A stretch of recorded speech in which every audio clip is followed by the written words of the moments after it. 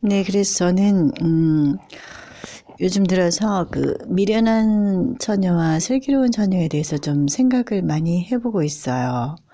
음, 그게 이제 뭐 해석판에 의하면 미련한 처녀는 성령이 없는 거고 슬기로운 처녀는 성령이 있는 거다. 그래서 슬기로운 처녀는 말씀을 읽는 사람이다.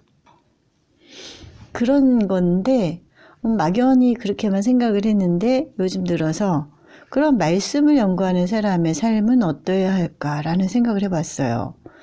결론적으로 마지막 시대 때에 우리가 성경적으로 생각하다 보면 마지막 날에 임박한 환란에 거룩한 곳에 가져간 것이 서 있을 때 너희는 산으로 도망하라 그렇게 했고, 그러니까 바다나 강이 아니라 산이라고 한 거예요. 그게 저는 이게 무슨 뜻일까 생각을 해봤더니 이제 해수면이 자꾸만 높아진다고 하고 쓰나미가 올 수도 있다 뭐 이렇게 과학자들이 말하고 있고, 그러다 보니 해발 500m 이상이 안전하다는 것이에요. 그리고 충청 남도 이상 그 이하는 다 덮인다는 말을 들었어요. 그래서 그렇게 했을까 하나님께서. 그리고 또 오염원이 없는 그 숲에서 살아가기를 바라신 것이 아닐까. 그리고 또 이제 영감의 글에 자급자족을 해라 그러셨잖아요. 그럼 우리가 준비한다는 것이 뭡니까? 기름을 준비한다는 것이 말씀을 우리가 읽고 그런다면 그걸 준비해야죠. 그럼 예를 들어 자급자족을 하려면 농사도 배워야 되고 또 땅을 일구는 연습도 해야 될 것이고 산속에 들어가야 될 것이고 이런 현실적인 것들이 필요하다는 거죠. 그래서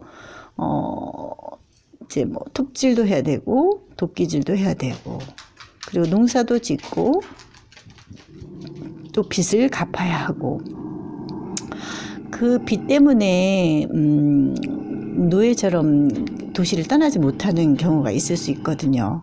그러니까 이제 빚도 갚아야 하고 그런 현실적인 준비가 있어야 하는 것이 바로 슬기로운 처녀가 아닐까라는 생각을 했어요. 그런데 이 슬기로운 처녀가 나중에 미련한 처녀들이 기름을 막 빌려달라고 하니까 빌려주질 않는 거예요. 내 것도 모자란다. 저는 그걸 읽으면서 그게 물론 말씀을 나눠줄 수는 없죠. 이전까지 깨달은 거를 뭐 우리가 복음을 나눠주긴 하지만 그 복음을 나눠준다 해서 그 사람이 그렇게 변화되는 게 아니더라고요. 그러니까 거룩한 자는 계속 거룩해지고 또 타락한 자는 타락해지는 그 시점이 온다 그랬잖아요. 그 하나님께서 그때는 이제 오시는 날이라고 그랬잖아요. 다시 우리를 데리러 오시는 날에는 이제 변함이 없잖아요. 우리가 선택한 그 품성이 변함이 없는 것도 그거지만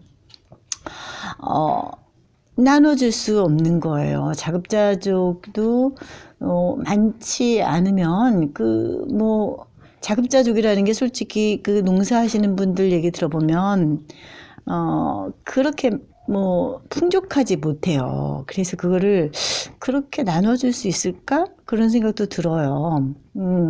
그리고 정말 하나님께서 마지막 시대 때에 이렇게 하라는 지침들과 매뉴얼대로 한 사람들을 그렇게 하지 못한 사람들이 부러워할 거라는 거죠. 저렇게 살면 좋았을 걸. 나는 그 짐승의 표를 받음으로 인해서 그 부작용들, 그러니까 막 종기가 나고 헌대가 나고 막 아프고 혀를 깨물고 싶을 정도로 아프지만 죽지는 않고 차라리 죽으면 다행인데 죽지도 않고 이러면서 짐승의 표를 안 받으면 매매를 못하니까 자급자족이 안 되니까 하여튼 짐승의 표를 받을 거 아니겠어요? 근데 안 되는 상황 속에 있는 자체가 미련한 처녀라는 거죠.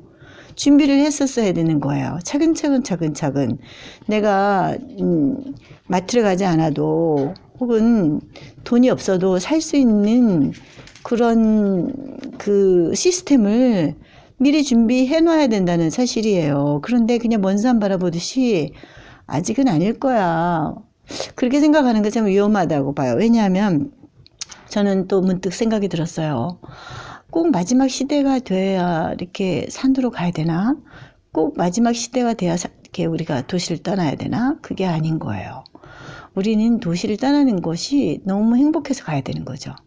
그냥 그 자연이 좋아서 숲에 들어가서 맑은 공기를 마시고 맑은 물을 마시면서 내가 갖고 온 채소를 먹고 과일을 따먹으면서 땀 흘려 노동을 하고 또 새소리를 들으면서 숲의 산소를 마시면서 그런 삶이 행복하다는 걸 느낀 사람들이 결국 하늘나라도 행복하다는 걸 느낄 수 있다는 거죠.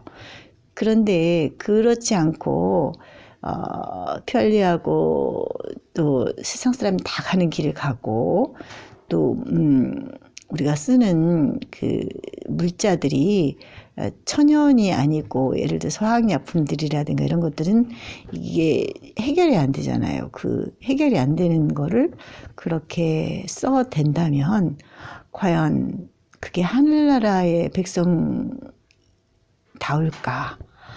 하늘나라에 가도 그 사람들은 과연 행복할까? 지금 이 하늘나라의 어떤 그 풍경들을 사랑하지 못한다면 과연 그쪽에 데려갔을 때 그 하늘나라가 행복한 나라가 될 수 있을까?